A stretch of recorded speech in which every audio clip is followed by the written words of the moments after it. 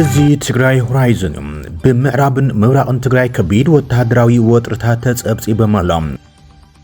ካብ ከተማ መቐለ ንኣንፈት ምብራቅ ኣብ ልዕሊ ሓይልታት ሰላም ትግራይ ማለት እውን ቲፒኤፍ ዝተፈጸመ መጥቃዕቲ ሒዝና ኣለና። እዚ ከምዚ ኢሉ እንከሎ ኣብ ጸለምቱን ከቢድ ወጥሪ ቀጺሉ ሰራዊት ምክልኻል ኢትዮጵያ ስጉምቲ ከም ዝወሰደ ዘመላኽት ሓበሬታ ካብ ጸለምቱን ሒዝና ኣለና። ብዝርዝር ክነካፍለኩም ኢና። ኣብ ዞባ ሰሜናዊ ምዕራብ ከተማ ሽረ እንዳስላሰ ንሃረፃ ክውዕል እዩ ዝተባሃለ ልዕሊ 2.2 ሚልዮን ብር ኣብ ትሕቲ ቁፅሪ ምውዓሉ ዘመላኽት ሓበሬታ እውን ተሰሚዑ ኣሎ።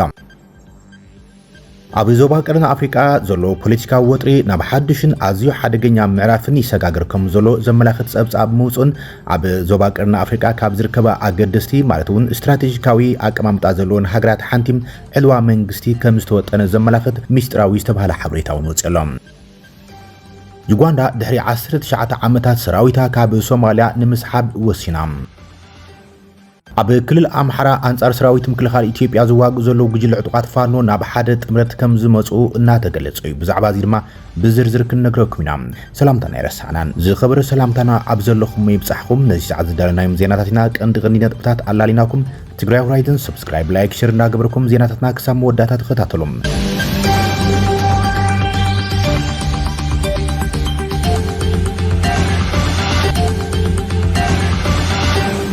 ብምዕራብን ምብራቅን ትግራይ ከቢድ ወታደራዊ ወጥረታት ተጸብጺበመሎም ካብ ከተማ መቐለ ንኣንፈት ምብራቅ ኣብ ዝርከብ ጎረቤት ክልል ዓፋር ኣብ ልዕሊ ሓይልታት ቲፒኤፍ ዝተፈጸመ መጥቃዕቲ እውን ተጸብጺበሎም። ትማሊ ናብ ጸለምቲ ዝኣተወ ቲዲኤፍ ምስቲ ኣብቲ ከባቢ ዝርከብ ሰራዊት ምክልኻልን ዕጡቃት ኣምሓራን ናብ ግጭት ኣትዮም ልውውጥ ተኽሲ ከም ዘመረም መሰኻኽሪ ዓይኒ ካብቲ ከባቢ ገሊጾመሎም። ሩባ ተከዘ ተሳጊሩ ናብ ኣብ ትሕቲ ገበት ሓይልታት ኣምሓራን መሻርክቶም ሰራዊት ምክልኻልን ተቆጻጺሮሞም ዝርከቡ ከባቢታት ጸለምቲ ዝኣተዎም ግንባር ምዕራብ አርሚ 11 ኮርሚትን 13 ምስቶም ሓይልታት ናብ ግጭት ከም ዝኣቶም ፍልፍላት ሓበሬታ ሓቢሮም።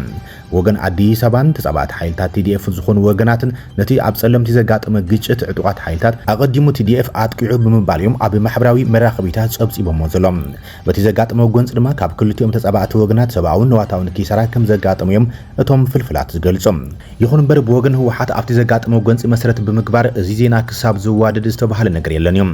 ሎሚ ሰሉስ ግን ሰራዊት ምክልኻል ካብ ሽረ እንዳስላሰም ናብ ጸለምቲ ከተማ ማይ ጸብሪ ዝወስድ ቀንዲ መስመር ድልድል ተከዘም ከም ዝዓጽዮም ሓቢሮም ዘሎም። ወጥሪ ወሲኸሎ ዝብሉ እቶም ፍልፍላት ዜና ካብ ሽረ ናብ ማይ ጸብሪ ዝወስድ መንገዲ ብሰራዊት ምክልኻል ተዓጽሎም። ትማሊ ሓይልታት ቲዲኤፍ ኣብ ጸለምቲ ኣብ ክልተ ቦታታት መጥቃዕቲ ኣካይዶም ኢሎም ዝኸሱም እቶም ብወገን ፌደራል ዘለዉ ወገናት ሓይልታት ምክልኻል ድማ ነቲ መጥቃዕቲ ምላሽ ከም ዝሃብዮም ዝገልጹ ዘሎም።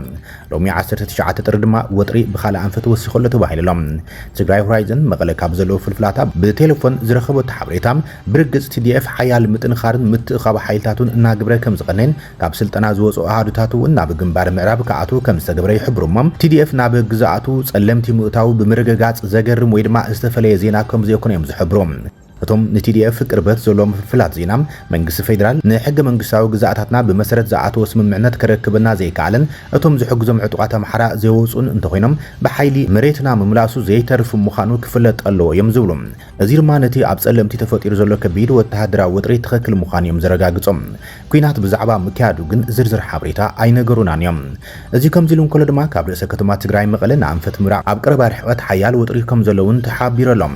ኣብ ሓራ መሬት ክልል ዓፋር ዝርከቡ ዕጡቃት ሰራዊት ሓይሊ ሰላም ትግራይ ወይ ድማ ቲፒኤፍ ብዝጀመርዎ ምንቅስቃስ ስዒቡ ብወገን ትግራይ ዘለዉ ቲዲኤፍ እውን ምንቅስቃስ ኣብቲ ከባቢ ምጥንኻር ምስዒቦም ናብ ስጋኣት ዝኣተዉ ነበርቲ ወረዳ በረሓለም ከባቢ ኮነባ ቡሬ ኣብ ዝተባሃለት ንእሽተይ ቁሸት ግጭት ከም ዘጋጠመ ተገሊጾም። እቲ ዘጋጠመ ግጭት ሓይልታት ቲፒኤፍ ኣብቲ ከባቢ ግዝያዊ መዋፈሪ ንምምችቻው ኣብ ዝንቀሳቐሱሉም ነበርቲ እተን ከባቢታት ዝኾኑ ዓፋረቶ ድማ ተቃውሞ ኣበጊሶም ዝብሉም እቶም ንትግራይ ሆራይዘን ነዚ ሓበሬታ ዘካፈሉ ፍልፍላት ኣብ ልዕሊ ዕጡቃት ቲፒኤፍን ተሽከርከርቶም ድማ ጉዳት ከም ዝወረደ እዮም እቶም ፍልፍላት ገሊጾምና ዘሎም።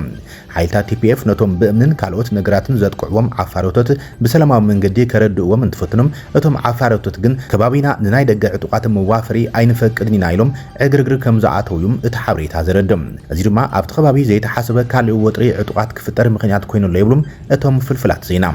ወገን ህወሓት ዓፋረቶት ነቶም ሓራ መሬት ዝንቀሳቐሱ ዕጡቃት መሬቶም ከፍቅዱ ከም ዘይብሎም ብተደጋጋሚ ጻውዒት ዘቕረበሎም ኮይኑ ቅድሚ ሕዚ ተመሳሳሊ ተቃውሞ ኣጋጢሙ ምንባሩ ኣይርሳዕን እዮም። ሓይልታት ሰላም ትግራይ ቲፒኤፍ ብኣፍልጦ መንግስቲ ፌደራልን ክልል ዓፋርን ይንቀሳቐሱ ከም ዘለዉ ዝፍለጥ እዮም። ኣብ ዞባ ሰሜናዊ ምዕራብ ትግራይ ከተማ ሽረ እንዳስላሰ ኣብ ስራሕቲ ሃረፃ ክውዕል እዩ ተባሂሉ ዝተጠርጠረም ኢድ ብኢድ ዝተረኸበ ልዕሊ 2.2 ሚልዮን ብር ኣብ ትሕቲ ቁፅር ከም ዘውዓለ ፖሊስ ገሊፆም። ነዚ ኣመልኪቱ ሎሚ ረፋድ ኣብ ዝተዋሃበ ጋዜጣዊ መግለፂ ተወካሊ ኣዛዚ ፖሊስ ከተማ ሽረ እንዳስላሰ ምክትል ኢንስፔክተር ገብረ ኣነንያ ተክላይ ከም ዝገለጾም ዕለት 17 ጥሪ 2018 ኣብታ ከተማ ቀበሌ ባዶ 4 ልዕሊ 2.2 ሚልዮን ብር ጥረ ገንዘብ ሒዙ ካብ 3 ክሳብ 5 ሚእታዊት ሃረፃ እንዳኸፈለም ክዕድል ዝተረኸበ ውልቀ ሰብ ምስ ኤግዚቢቱ ኣብ ትሕቲ ቁፅር ውዒደሎም። ሃረፃ ብሕጊ ገበን ብሃይማኖት ሓጢኣት ብባህል ድማ ነውሩ እዩ ዝበለም ምክትል ኢንስፔክተር ገብረ ኣነንያ ተክላይ ኣብዚ ዘይሕጋዊ ተግባር ዝሳተፉ ኣካላት ካብ ተግባሮም ክቁጠቡን ሕብረተሰብ ድማ ከምዚ ዓይነት ተግባር እንተሪዮም ንዝምልከቶ ኣካላት ፍትሒ ሓበሬታ ክብ ማዕዳ ኣቕሪቡ። ሓላፊ ቤት ጽሕፈት ሰላም ጸጥታን ከተማ ሽረ እንዳስላሰ ኣቶ በሪሁ ኣይዳይ ብወገኖም ብስንኪ ኣብ ባንክታት ዘጋጠመ ሕፅረት ገንዘብ ሕብረተሰብ ዝዓቁረን ዝተላኣኸሉን ገንዘብ ክረክብን ክጥቀምን ከም ዘይከኣለ ብምሕባር ነዚ ከም ሰናይ ኣጋጣሚ ብምጥቃም ኣብ ሃረፃን ብዝበዛን ዝተጸገመ ህዝቢ ዝነጥፉ ውልቀ ሰባት ከም ዘሎም ነዚ ኣደብ ንምትሓዝ ብዕቱብ ይስራሕ ከም ዘሎ ይገሊጾም። ሕብረተሰብ ንመንግስቲ ኣሚኑ ኣብ ባንክታት ዝዓቁረ ገንዘቡ ክረክብ ዘይምኻሎም ግዳይ ዝተፈላለዩ ጸገማት ይኸውን ከም ዘሎ ዘዘኻኸረ ከንቲባ ከተማ ሽረ እንዳስላሰ ኣቶ ገብረመድህን ዮሃንስ ብወገኖም ንንበዓልካ ምትሕጋዝ ኣብ ዘድልየሉ ወሳን እዋን ውሕዳት ሰብ ገንዘብ ነቲ ኣብዚ ሕብረተሰብ ብሃረፃን ካልኦትን ይብዝብዝዎ ከም ዘሎም ነዚ ንምዕራይ ዝተጀመረ ስራሕቲ ምኽባር ሕጊም ተጠናኺሩ ከም ዝቕጽልን ተዛሪቦም ኣለዉ ይብል ጸብጻብ DW። ምስጢራዊ ሓበሬታ ፈተነ ዕልዋ መንግስቲ ዕላው ኮይነሎም ኣብ ዞባ ቀርኒ ኣፍሪቃ ዘሎ ፖለቲካዊ ወጥሪ ናብ ሓድሽን ሓደገኛን ምዕራፍ ከም ዝኣተወ ዘመልክቱም ሓበሬታታት ወፂኦምሎም። ብመሰረት እዚ ጉዳይ ቅርበት ዘሎ ምንጭታት ጸጥታም ኤጀንሲ ሃገራዊ ድሕነት ፀረ ስልያ ጅቡቲ ንፕሬዚደንት ጅቡቲ ኢስማኤል ዑመር ጉሌ ዒላማ ብምግባር ሓንቲ ጎረቤት ሃገር ፈተነ ዕልዋ መንግስቲ ከካይድ ከም ዝኽእሉም ዘጠንቅቕ ምስጢራዊ ጸብጻብ ናብ መንግስቲ ኣቕሪቦምሎም። ብመሰረት እቲ ዝወፀ ጸብጻብ ስጋት ዕልዋ መንግስቲ ብወጻእተኛት ዝምወል ምዃኑ ክእመን ከሎም ነዚ ኩነታት ግን ውሽጣዊ ፖለቲካዊ ዘይምርግጋዕ ጅቡቲ ይብል። ምምሕዳር ፕሬዚደንት ጉለ ጂኦግራፊያዊ ኣቀማምጣት ሃገር ንወተሃደራዊ ማዕስከራት ናይ ወፃኢ ሓይልታት ብምዝማዝ ክራይ ገዛ ክብ ጸኒሑ እኳ እንትነበረም እዚ ሃብቲ ግን ናብ ታሕተዎት ደርብታት እቲ ሃገር ኣይወረድን ይብል። ብፍላይ ኣብ መንጎ ገዛእትን ኤሊትን ተስፋ ዝቆረፁ መንእስያት እናዓበይ ዝኸድ ዘሎ ምፍላይ እቲ ሃገር ንሓደጋ ብቅዲ ማሊ ዕልዋ መንግስቲ ከቃልዓ ተኽእሎ ከም ዘሎ እቲ ሓበሬታ ጠንቂቕሎም። እዚ ማለት ድማ ኣብ ውሽጢ ሰራዊት ዝርከብ ውድብ ንህዝባዊ ቁጣዕም ከም ኣጽዋር ተጠቂሙ ስልጣን ክሕዝ ይኽእል እዩ ተባሂሎም። ብመሰረት እቲ ምስጢራዊ ጸብጻብ ቀርኒ ኣፍሪቃ ኣብዚ እዋን እዚ ለበዳ ምፍራስ መንግስቲ ኣንጸላልይዎ ከም ዘሎ እዩ ኣመልኪቶም። ካብ ጅቡቲ ዝመጽእ ስጋት ፍሉይ ኣይኮነን እቲ ዞባዊ ስእሊ እናሓየለ ይኸይድ ኣሎ ዝበለት ጸብጻብ ወሓዚ ኣጽዋር ካብ ሱዳን ኣብ ሶማልያ ዝንቀሳቐሱ ዕጡቓት ሓይልታትን ሓድሽ ዓቕሚ ፈጢሩሎም ከም ዘሎ እዮም። ኣብ መንጎ ፕሬዚደንት ሳልቫኪርን ሪክ ማቻርን ዝተሓደሰ ግጭት ድማ ካልእ ዞባዊ ስጋት ገይሩ ኣብቲ ጸብጻብ ኣቐሚጥዎሎም። ኢትዮጵያ ወደብ ባሕሪ ክትረክብን ሙሶማይላንድ ዘለዋ ርክብን ንጅቡቲ ኣብ ቁጠባውን ግዛኣታውን ስጋት እቲዋ ከም ዘሎም እቲ ምስጢራዊ ሰነድ ንፕሬዚደንት ዑመር ጉሌ ኣቕሪብሎም። ረብሓ ኢትዮጵያ ጸጋታት ናትና ብዝብል ጉልባብ ንወተሃደራዊ ስርሒታት ከም መበገሲም ከገልግል ይኽእል እዩ ዝብሉ ስክፍታታት ኣቐሚጦሎም። እቲ ዞባ ድኻ ጥራይ ዘይኮነ ናይ ወፃኢ ሓይልታት ዕቡእ ሃብትን ተጸባእቲ ጉርባብቲ ሓይልታትን ነቲ ተኽእሎ ከጋዶ ከም ዝኽእል የመልከት። ኣብታ ንእሽቶ ደሴት ጅቡቲ ጥራይ ልዕሊ 25,000 ወተሃደራት ወፃኢ ዓድታት ዓስኪሮምሎም ሰብኣልቦ ነፈርትን መራኽብን ኣብ ሰማይ ምውጥዋጥ ብምህላው ነበርቲ ከባቢ ሃገርና ተሸይጣ ብምባል ከማርሩ ደሪኽዎም ከም ዘሎ እዮም። እቲ ኣብ ዞባ ዳንኪርክ ዝርከብ ቢልዮናት ዝቑፀር ዕድናም መራሕቲ ወተሃደራት እቲ ጸጋታት ክንከላኸልሉ ኣለና ክብሉም ይድርኾምሎም። ሃገራት ወሽመጥ ዓረብ ቀቢላታት ይዕጥቓ ግብፂ ንቀይሕ ባሕሪ ንምቁፅጻር ትወዳደር ከም ዘላን አልሸባብ ምስ ኣብ ሱዳን ዝርከቡ ጅሃዳውያን ሳሓል ምሕዝነት ይፈጥሩ ከም ዘለውን እቲ ጸብጻብ የመልከት። እዚ ጸብጻብ ጸጥታ ጅቡቲ ኣብ ሓንቲ ርእሰ ከተማ ዝርአ ዘሎ ትካላዊ ውድቀት ኣብ ካልእ ርእሰ ከተማታት ዕልዋ መንግስቲ ከም ደራኺ መንገዲ ክጥቀምሉ ከም ዝኽእሉ ዘጠንቅቕ። ምትእታው ናይ ወፃኢ ሓይልታት ነቲ ዕልዋ መንግስቲ ከም ሓድነታዊ ቃልሲ ምቕራብ የውዕልዎ ከም ዘለውን ሃብቲ ድማ ቀመም ናይዚ ሽርሒ ይኸውን ከም ዘሎ የመልከት። ጅቡቲ ካብዚ ዑደት ነፃ ከም ዘይኮነት እቲ ጸብጻብ ዘረጋገጸ ኮይኖም ድሕሪ ዕልዋ መንግስቲ ኢድ ጎረቤት ሃገር ብደቂቕ ፊደላት ከም ዝጸሓፈ ግን ዘረድእ ኮይነሎም። ዩጋንዳ ድሕሪ 19 ዓመታት ሰራዊታ ካብ ሶማልያ ንምስሓብ መደብ ከም ዘለዋ ኣፍሊጣላ። ዩጋንዳ ድሕሪ ናይ ኣስታት 2 ዓሰርታት ዓመታት ቀጻሊ ስርሒታት ዓቃብ ሰላም ሰራዊታም ካብ ሶማልያ ክትስሕብ መደብ ከም ዘለዋ ኣፍሊጣ። ዋና ኣዛዚ ሰራዊት ዩጋንዳ ጀነራል ሞሆዚ ካይነሩጉባም ትማሊ ኣብ ኤክስ ኣብ ዘርግሑ ሓጺር ሓበሬታም ወተሃደራዊ ተልእኾ ሃገር ኣብ ሶማልያ ብኣድማዕ መንገዲ ከም ዝተዛዘመን ሙሉእ ሰራዊት ንምስሓብ ምድላዋት ይካየድ ከም ዘሎን ገሊጾም። ድሕሪ 19 ዓመታት ኣብ ሶማልያ ኣብ ቀረባ እዋን ካብቲ ሃገር ሙሉእ ብሙሉእ ክንወጽእ ሓሲብና ኣለና ክብልዮም ጀነራል ሙሃዚ ተወሳኺ ዝርዝር ሓበሬታ ይኹን ናይ ግዜ ሰሌዳ ክሃበ ገሊጾም ወተሃደራት ዩጋንዳ ኣብ ውሽጢ ቲም ብኣዊሶም ዝፍለጥ ተልእኾ ደገፍን ምርግጋዕን ሕብረት ኣፍሪካ ኣብ ሶማልያ ዝዓበየ ጭፍራ ዝቆመ ኮይኖም ህጉራዊ መዕርፎ ነፈርቲ ዓደን ዓደ ወደብ ሞቃዲሾን ካልኦት ስትራቴጂካዊ ቦታታት ርእሰ ከተማን ሓዊሶም ወሰንቲ መንግስታዊ ትካላት ኣብ ምውሓስ ማእከላይ ትራም ተጻዊትዮም በዝሒ ወተሃደራት ዩጋንዳ ኣብ ሶማልያ ካብ 5000 ክሳብ 6000 ከም ዝኾነም ግምታት ይሕብሮም ዩጋንዳ ኣብ ትሕቲ ተልእኾ ሕብረት ኣፍሪካ ሰራዊት ዘዋፈረት ፈላሚት ሃገር ካብ ዝኾነት 2007 ኣትሒዛም ኣብ ሶማልያ ህጉራዊ ጻዕርታት ዓቃብ ሰላም እምነ ኩርናዕ ኮይና ትርከብ ኣብ ዝሓለፉ ዓመታት ሓይልታት ዩጋንዳ ሓይሊ ሰብ ጥራይ ዘይኮነስም ላዕለዎት ኣመራርሓ ትእዛዝ ብምሃብን ንኣልሸባብ ንድሕሪት ንምድፋን ዳግመ ህንፀት ትካላት ጸጥታ ሶማልያን ምድጋፍ ሓጊዞም እዮም ወጋዓዊ ናይ ምስሓብ መደብ ኣይተገልጸን ሰበስልጣን ሶማልን ሕብረት ኣፍሪካን ምውፃእ ዩጋንዳ ብኸመይ ከጸልዎ ምዃኑን ኣብ ስራሓት ኣውሶምን ስቡር ጸጥታዊ መልክዕ ሶማልያን እንታይ ጽልዋ ክሕድር ከም ዝኽእል ዛጊድ ርእይቶ ኣይሃቡልን ዘሎም بزرزر زحزنا يرؤسو قداي دما كنقربلكم كبرات تخاتلتنا ኣብ ክልል ኣምሓራ አንጻር ሰራዊት ምክልኻል ኢትዮጵያ ዝዋጋእ ዘሎ ጉጅለ ዕጡቕ ፋኖም ናብ ሓደ ግንባር ከም ዝመጸ ተገሊጸሎም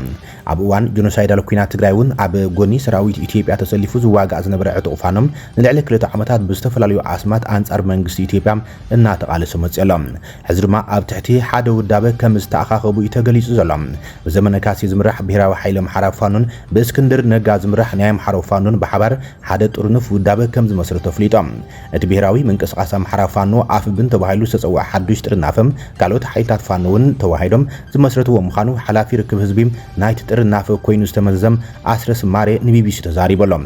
ዕጡቃት ፋኖ ኣብ ክልል ኣምሓራ ብዓሰርታት ዝቀተለም ብሚልዮናት ዝቁጸሩ ህፃናት ካብ ትምህርቲ ወጻኢ ዝገበረን ግጭት ናብ ሳልሳይ ዓመቱ ኣብ ዝኣትወሉ ዘለዋን ሓዱሽ ውዳበ ምቋሞም ዘፍልጥ ዘሎም መራሕቲ ውድብ ህዝባዊ ፋኖ ኣምሓራ ከም በዓል ካፒቴን ማስረሻ ሰጥየም ኮሎኔል ፈንታው መሓባን ኢያሱ ኣባተን ዕጥቃዊ ቃልሶም ገዲፎም ምስ መንግስቲ ስምምዕነት ከም ዝፈረሙ ዘፍለጠ ኣብ ሰሙን ዝዮም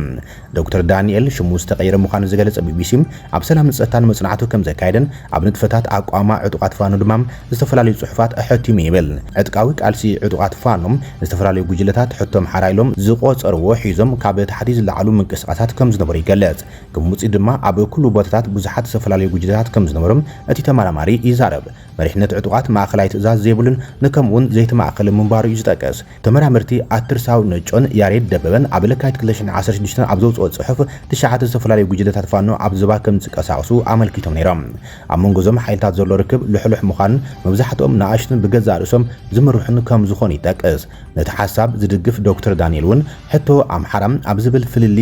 ዘይክህልዎም ይኽእልዮም ግን ብኸመይ ክንስጉም ብኸመይ ክንተግብሮ ንኽእል እንታይ ዓይነት ፖለቲካውን ወተሃደራውን ስትራቴጂ ሒዝና ኢና ንኸይድ ዘለና ኣብ ዝብል ግን ፍልሊ ከም ዘሎም ይገልጽ ከምዚ ዓይነት መትከል ዝሓዘ ቃልሲ መግለጺ ምንቅስቃስ ንዓቢ ክብል ዝገለጾ ዶክተር ዳንኤል ብክልሲ ሓሳብ ደረጃ ረብሓ ከም ዘለዎ ይዛረብ ዘይተማእከለ ልሕሉሕ ሰንሰለት ትእዛዝ ምስ ዝህልዎም ብዘይ ዝኾነ ዝለዓለ ትእዛዝ ኣብ ዝኾነ እዋን ናይ ገዛ ርእሶም ወተሃደራዊ ስርሒታት ከካይዱ ይኽእልዮም ኣብ ብዙሓት ቦታታት ስለ ዘለዉ መንግስቲ ዒላማ ናይ ምዃን ተኽእሎም እውን ኣዝዩ ትሑት ይብል በአንጻሩ እዚ ኣገባብ እዚ ናብ ዘይሓድነት ከም ዘምርሕ እውን ይሙገት ብመሰረት ዶክተር ዳንኤል እቶም ጉጅለታት እንተዘይተጠርኒፎም ብልዝብ ናብ ሰላም ምብጻሕ ኣዝዩ ከቢድ ይብል ብተወሳኺ ድሌቶምን ረብሓታቶምን ብንጹር ከም ዘይግለጹውን ይውስኹም እዚ ድማ ቅሉላዊ ክውስኽን እቲ ምንቅስቃስ ክጭወን ምኽንያት ከም ዝኾነ ይዛረብ ዕጡቃት ፋኖ ነቲ ፋሒሉ ዘሎ ሓይልታቶም ኣብ ትሕቲ ሓደ መሓውር ንምእታው ድርድር ከም ዘካይዱ ብተረጋጋሚ ክገልጹ ጸኒሖም እዮም እዞም መስራሓት ዕውታት እኳ እንትኾኑም ነዊሕ እዋን ጸንሕ ዝርብ ዝፈሸለሉ ኣጋጣሚታት እውን ተራእዮም እዮም ይብል ጸብጻብ ቢቢሲ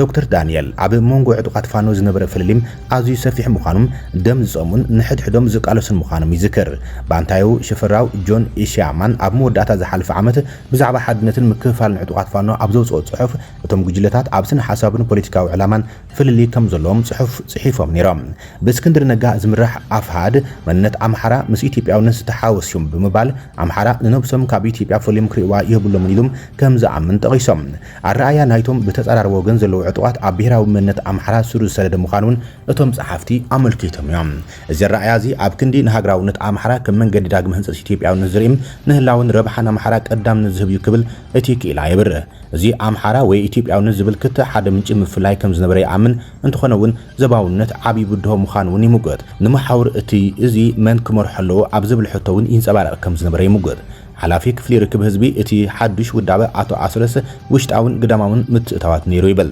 ብሔራዊ ምንቅስቃስ ኣምሓራ ፋኖ ምውሃድ ክልተ ውዳበታት እዩ ዝብል ኣስረስ እቲ ዝተፈጠረ ውዳበ ጥምረት ግን ግንባር ወይ ኪዳን ዘይኮነስ ሙሉእ ብሙሉእ ዝተዋሃደ ውዳበ ይብል ኣብዚ እዋን ካብ ብሔራዊ ምንቅስቃስ ኣምሓራ ፋኖ ወፃኢ ደረጃ ጉጅለ ይኹን ብውልቀ ሰብ ዝንቀሳቀስ ዕጡቅ ኣካል የለን ንኩሉ ዘጠቃለ ውዳበ ፋኖም ቆይሞሎ ይብሉ ኣቃውማ ናይቲ ውዳበ ክውሰን እንከሎም ኣብ ክንዲ ፖለቲካውን ወተሃደራውን ክንፊ ምፍላይ ንክልቲኦም ኣብ ትሕቲ ሓደ ማዕቀፍ ዝመርሕ ኣገባብ ከም ዝተመረፀ ገሊፆም ኣብ ወንበር እቲ ውድብ ኣብ ፖለቲካውን ወተሃደራውን መሪሕነት ናይ መወዳእታ ስልጣን ኣለዎም ሓላፊ ክፍሊ ርክብ ህዝቢ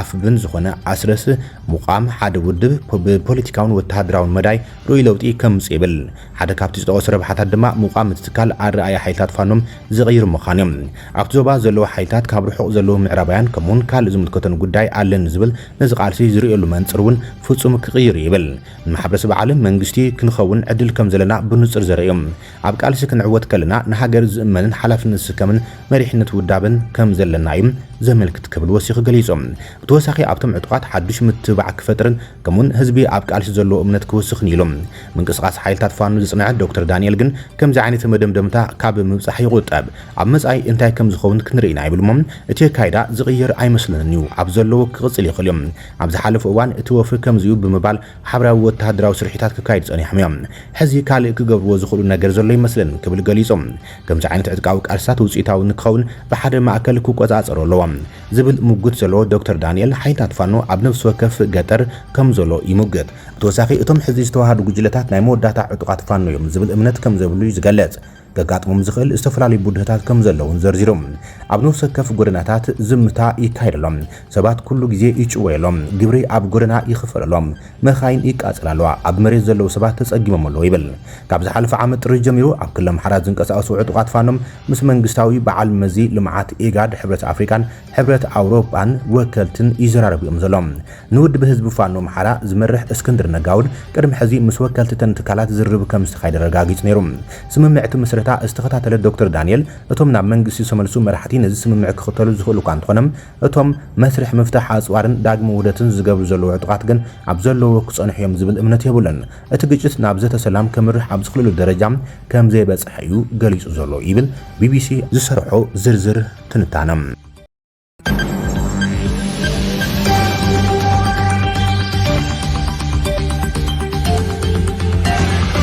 ክቡራትን ፈትዋትን ተኸታተልቲ ዜናታትና ነዚ ሰዓት ዝብልናይ መሓደሽቲ ምዕባለታትን እዋናዊ ዜናታትን ዛዚምና ኣለና ንምክትታልኩም ነመስግን ሰላም